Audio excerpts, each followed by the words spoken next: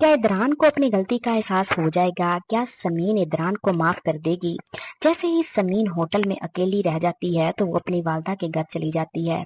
जाकर अपनी वालदा और वालिद को सारा किस्सा बताती है कि किस तरह इदरान उसको होटल में अकेला छोड़कर चला गया और जाते हुए उसने बताया भी नहीं। दूसरी तरफ उसके घर वाले बहुत ज्यादा परेशान हो जाते हैं और कहते हैं कि अब तुम उस घर में नहीं जाओगी।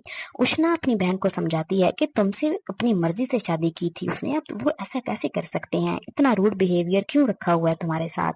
जिस पर उसकी वालदा उसके वालिद से कहती है कि जब तक इदरान आकर मेरी बेटी से माफी नहीं मांग लेता मैं समीन को उस घर में दोबारा नहीं भेजूंगी। दूसरी तरफ जब गयूर साहब देखते हैं कि समीन घर में नजर नहीं आ रही तो वो इदरान से पूछते हैं कि समीन कहाँ पर है।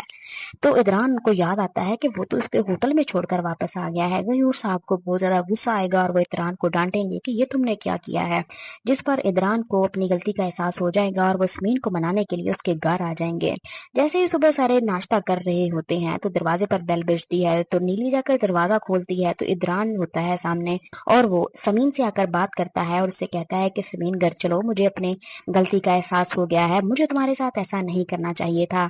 असल में इरहा की तबीयत खराब हो गई थी और मुझे शहला ने कॉल कर दी और मैं परेशानी में वहां से निकला और मुझे ध्यान में ही नहीं रहा कि तुम मेरे साथ वहां पर मौजूद हो, इसीलिए मैं तुमसे माफी मांगने आया हूँ।